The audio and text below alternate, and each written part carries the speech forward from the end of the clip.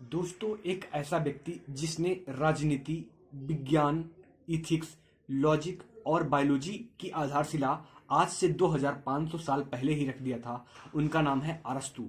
और अरस्तू प्लेटो के शिष्य अलेक्जेंडर द ग्रेट के टीचर और पॉलिटिकल साइंस के निर्माता माने जाते हैं। आज हम उन्हीं के पॉलिटिकल कॉन्सेप्ट को डिस्कस करेंगे। अरस्तू कहते हैं कि स्टेट किसी भी कॉन्ट्रैक्ट या एग्रीमेंट का नतीजा नहीं है, ये नेचुरली डेवलप हुआ है। उनका दूसरा पॉइंट ये कहना है कि ह्यूमन बीइंग एक पॉलिटिकल एनिमल है, यानी कि वह सोसाइटी में रहेगा ही रहेगा बाई नेचर। और वो व्यक्ति जो समाज में नहीं रह रहा है या समाज से बाहर है, वह या तो बीस्ट हो सकता है या तो गॉड हो सकता है। और उन्होंने सिटीजनशिप यानी कि नागरिकता को डिफाइन करते हुए ये कहा कि वही व्यक्ति नागरिक है जो कानूनी प्रक्रिया में भाग लेता है और कानूनी जो गवर्नमेंट में डिसीजन मेकिंग होती है उसमें पार्टिसिपेट करता है। और उन्होंने नागरिकता को डिस्कस करते हुए कई लोगों को नागरिकता से दूर भी रखा है, जैसे बच्चे, बूढ़े, औरत, स्लेव।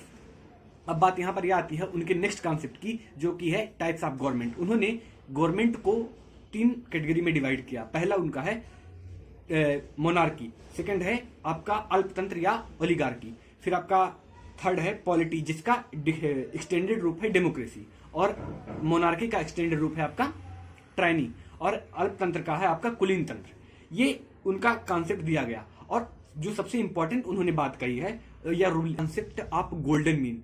उनके अकॉर्डिंग समाज में 3 वर्ग होते हैं, एक अमीर वर्ग होता है, एक बहुत गरीब वर्ग होता है और एक मिडिल वर्ग होता है। तो हमेशा से उन्होंने एक एडमिनिस्ट्रेशन या गवर्नमेंट चलाने के लिए मिडिल वर्ग को प्रेफर किया है, और मिडिल वर्ग स्पेशली पॉलिटी में पाए जाते हैं। इसीलिए उनके अकॉर्डिंग सबसे प्रैक्टिसेबल या जो प्रैक्टिस की जाती है हम गवर्नमेंट है वो पॉलिटी है। तो उन्होंने रिफर किया कि पॉलिटी ही प्रैक्टिस की जानी चाहिए as a form of government.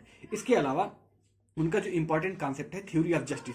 उनके अकॉर्डिंग थ्योरी जस्टिस 2 प्रकार के होते हैं, एक करेक्टिव जस्टिस होता है, एक डिस्ट्रीब्यूटिव जस्टिस होता है। करेक्टिव जस्टिस का सिंपल सा मतलब ये हो गया कि कोई आदमी गलती करता है उसको सजा मिलता है, और दूसरा होता है डिस्ट्रीब्यूटिव जस्टिस, जैसे कोई आदमी किसी चीज को डिजर्व करता है तो उसको जो रिसोर्सेज हैं, हॉनर्स है, उसको उसके प्रपोर्शन में मिलनी चाहिए। जैसे कोट किया है, स्लेवरी का सिंपल सा मतलब होता है कि दास्ता, बट ये प्रेजेंट टाइम में रिलेवेंट नहीं है और इसको हम रिजेक्ट भी कर सकते हैं और किया भी जाता है, हमारा कॉन्स्टिट्यूशन इसका सपोर्ट नहीं करता है। लेकिन लास्ट में जाते जाते ये कह सकते हैं दोस्तों कि अरिस्टोटल पॉलिटिकल साइंस का अध्ययन नहीं किया है, उन्होंने पॉलिटिकल साइंस को जन्म दिया है।